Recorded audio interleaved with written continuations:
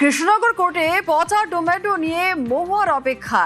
শুক্রবারের ঘটনায় এবার মামলার হুঁশিয়ারি মহুয়ার। হাজিরা না দেওয়ায় ডিম থেরাপি এড়ান মহুয়া। আর ইতিমধ্যেই সোশ্যাল মিডিয়ায় ভিডিও দেখে মামলার হুঁশিয়ারি। আরও একবার আপনাদের জানাই, কৃষ্ণনগর কোর্টে পচা টমেটো নিয়ে মহুয়ার অপেক্ষার। শুক্রবারের ঘটনায় এবার মামলার হুঁশিয়ারি মহুয়ার। হাজিরা না দেওয়ায় ডিম থেরাপি এড়িয়েছেন মহুয়া। সোশ্যাল মিডিয়ায় ভিডিও দেখে মামলার হুঁশিয়ারি।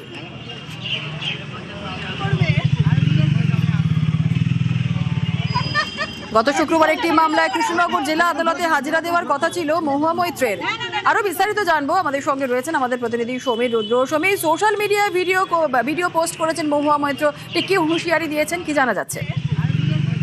দেখো, গত পরশুদিন অর্থাৎ শুক্রবারের দিনকে কৃষ্ণনগর জেলা আদালতে মহুয়ার হাজিরা দেওয়ার কথা ছিল এবং মহুয়া হাজিরা দেবে এই খবর পাওয়া মাত্র কিন্তু সেখানে বিজেপির কিছু কর্মী সমর্থক, মহিলা কর্মী সমর্থক যারা পচা ডিম এবং পচা টমেটো নিয়ে আদালত চত্বরে উপস্থিত হয়েছিলেন। তার কারণ মহুয়া আসলে তাকে রুখে বিক্ষোভ দেখাতেন এবং মহুয়ার বিরুদ্ধে যে অভিযোগ উঠেছিল তিনি যে খাদ্যিকাল স্ট্রাইক করেছিল ভারত সরকার এবং সেই তারপরে ভারতের সেনাবাহিনী এবং সেটাকে শো কল্ড বলে আখ্যা দিয়েছিলেন এবং তার পরিপ্রেক্ষিতে কিন্তু তার বিরুদ্ধে অভিযোগ হয়েছিল এবং সেই পরিপ্রেক্ষিতেই মহিলারা উপস্থিত হয়েছিলেন, কিন্তু তিনি না আসায় তারা ক্ষোভ দেখায় থাকে। পরবর্তীকালে সেই ভিডিও যখন সমাজ মাধ্যমে ছড়িয়ে পড়ে এবং সেই ভিডিও দেখে মহুয়া মৈত্র গতকাল একটা প্রতিক্রিয়া দিয়েছেন সমাজ মাধ্যমে।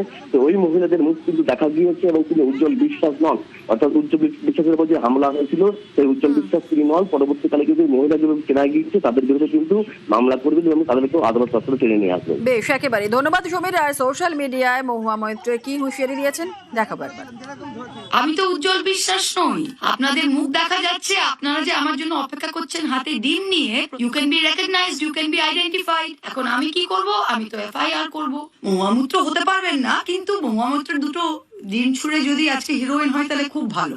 রাজনীতি আমিও করেছি, আপনারা অন্য পার্টি করেন, কিন্তু একটা সিস্টেমের মধ্যে রাজনীতি করতে হয়। আপনাদের কিন্তু আগামী 3 বছর কোর্টে হাজিরা দিতে হবে, তখন কিন্তু কোনো বিজেপির দাদারা আপনাদের বাঁচাবে না।